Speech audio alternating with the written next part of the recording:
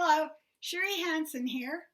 I am inviting you to subscribe to my YouTube videos, which I'm starting to put up again. There's been a long hiatus where I just kind of went into, self-soothing, dealing with the pain of my hip needing replaced. And I want to talk today about the concept of the deal with the devil. I don't know, it just came to me like this needs to be discussed.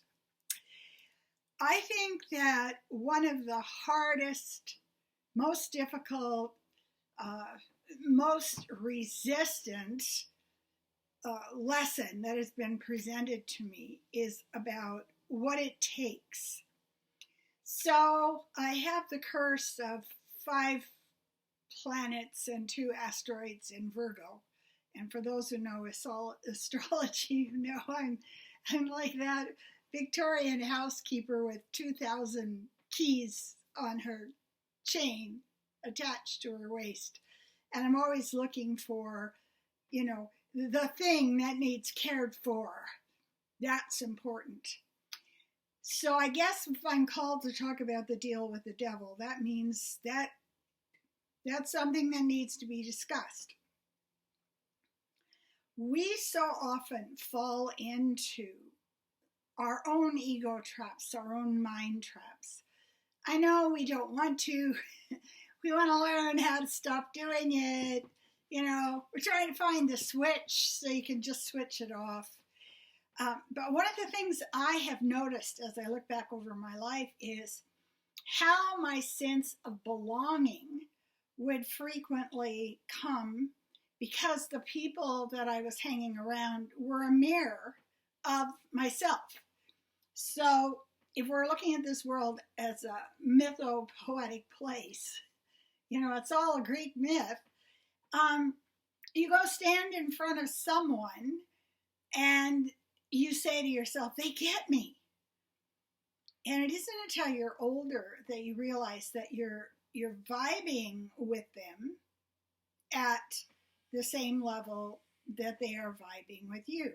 So finding somebody who was unseen as a child, who was just sprayed down daily with words telling them that they're not good enough, they're not trying hard enough, would cause a jump in me.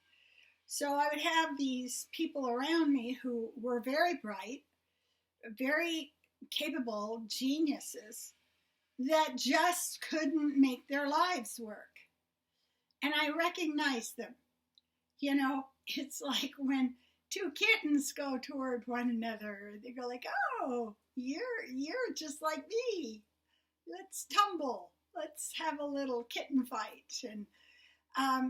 And it's interesting to me now as I'm approaching a time of less turbulence in my life to look back and see how that sense of belonging would just jump in my heart. As a codependent person, I love people who couldn't remember where they put their coats. That was always a good sign. These people need me. It's raining and they have no idea where their coats are. So I would gravitate toward people like that. Now the big question is, did that hold me back? Did that leave me in a place where I am simply recycling the same stain that's on my soul? I just need to get more people around me that are just like me, that are struggling. And I think the thing that really happened for me that broke me out of it was my meditation practice and my commitment to start to understand that which made no sense to me.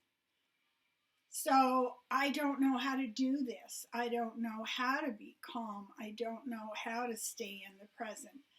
I don't know how to have joy just because the shadows are moving on the neighbor's roof and it's so beautiful. But what happens then is you get attracted to people who have this gorgeous calm, peaceful, loving, and compassionate energy. When I was younger, when I come across that, I'd go like, oh God, no, they'll never understand me. They're just too soft and sweet. You know, they will never reverberate to me or understand me or be able to love me. And I think the biggest change through COVID and through all the rest of this is I've been put in timeout. I know what it's like because I was pretty hard to handle when I was in primary school. And the hallway was a place I spent time in. So this whole 3 years has been for me a kind of timeout. It's like you're not who you were, and you're not in a state of sabotaging yourself, but you don't see clearly who you're becoming. So you just go sit in the hallway by yourself, don't make noise, don't attract attention, until you figure out how to behave in the reality that you're creating. And I'm so aware of that. And it's kind of exciting now because I have a feeling that pretty soon I'm going to be allowed to leave the hallway and just do my thing and not worry about how I'm being judged or how I'm judging myself or how correct I am, how right I am, how wrong I am.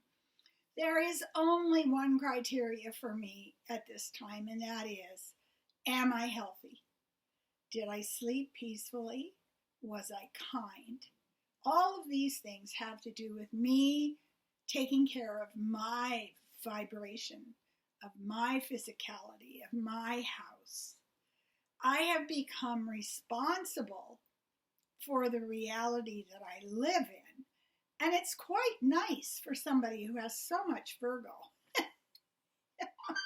Because Lord knows, I don't want to miss a single tiny repetitive OCD thing in terms of taking care of the physical and taking care of my heart so I can be loving. So I was making the bed thinking about how when I was younger, how I just like a magnet was just like, whop, oh boy, there's somebody who had alcoholic parents and they don't know how to be a friend. That'll be great. They'll get me. And I was laughing and just going like, this is a process, this being on earth. It's a big process. And what we have to learn as we go is that we learn as we go. And that we don't have to sell our soul to a devil. I don't have to sell myself to something I don't want to do, that doesn't align with my values, that is not a reflection of who I am, in order to achieve something. Because that whole concept of getting the prize, making money fast, really fast. You're really good at manifesting if you made money fast. It's like, and I look at that and I'm going like, why do you even care? You know, all time is one. Don't you know that? So to be in a place where we realize when we're being offered a contract by the devil to do something that is not in our value system, that is not the way that we want the world to look, and to just simply flick it away and say, no, sorry. I'm sure you'll find lots of people who are willing to sign that, but it's not going to be me. So I'm just sharing these thoughts with you today. Also, I have returned to writing my blog on CherieHanson.com, which has hit 75,000 subscribers. Woohoo! And it wasn't because I was working for it. It was because it happened organically. We know that we're moving forward into a shifting world, and we can choose to hide under the stairway and cover our heads and be terrified, or we can choose to get out and look at how clearing out the rubble will allow us to plant a garden. We don't need to sign the contract with the devil. Thank you.